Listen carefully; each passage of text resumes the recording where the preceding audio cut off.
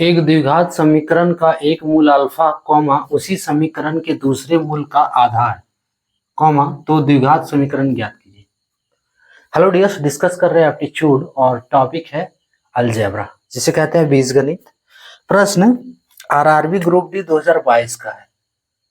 RRB group D 2022 से क्या दिया है? एक द्विघात समीकरण है जिसका पहला मूल क्या है? अल्फा है, और अल्फा जो है उसी समीकरण के दूसरे मूल का आधा है।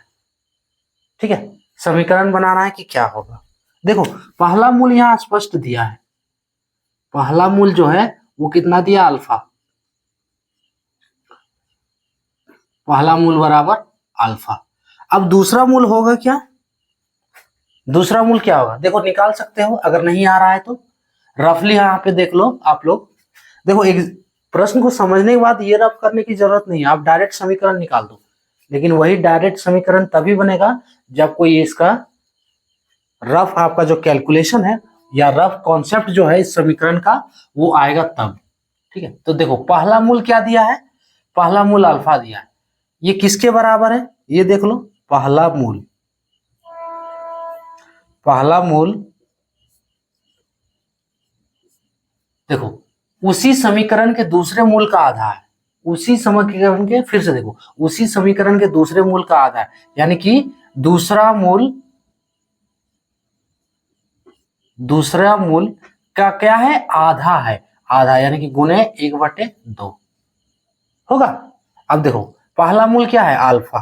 तो अल्फा बैठा दो, अल्फा बराबर क्या होगा? दूसरा मूल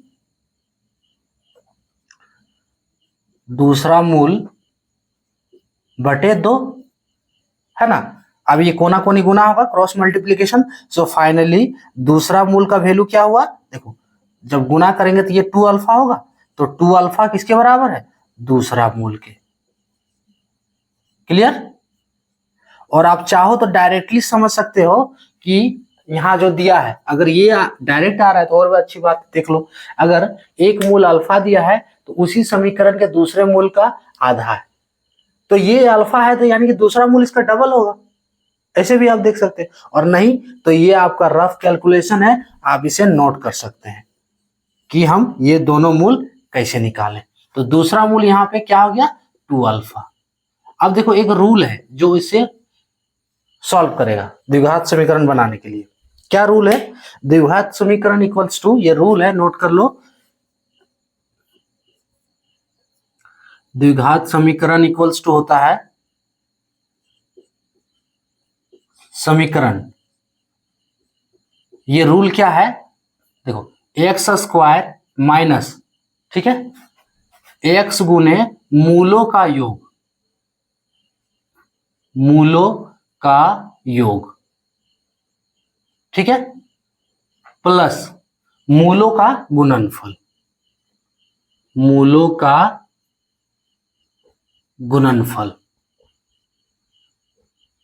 इज इक्वल्स टू 0।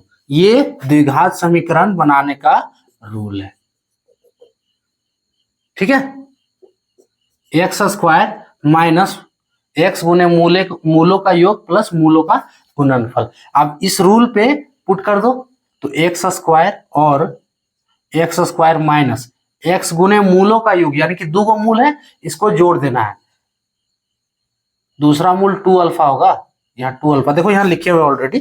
ठीक है, निकालें, यहाँ 2 नहीं लिखे थे। सो एक्स गुने मूलों का योग, तो अल्फा प्लस 2 अल्फा, दो गो मूल हो गया, इसका योग माइनस ए प्लस, है ना, मूलों का गुणनफल यानी कि अल्फा गुने 2 अल्फा इज इक्वल्स टू 0। अब इसे सॉल्व करो, आपका क्वाड्रेटिक इक्वेशन आ जाएगा।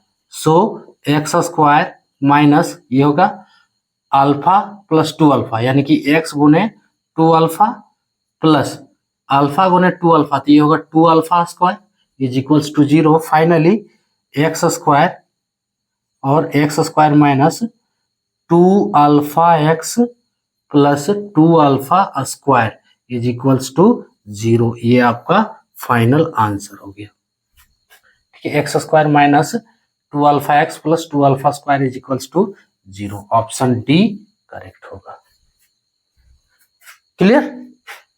क्या किए इसमें, सबसे पहले देखो पहला मूल दिया है अल्फा और बोल रहा है उसी समीकरण के दूसरे मूल का आधा है, तो दूसरा मूल हो गया, इसका मतलब 2 अल्फा। अगर यहां से क्लियर नहीं तो ये आप रफ देख सकते हो कि दूसरा मूल जो है 2 अल्फा कैसे हुआ।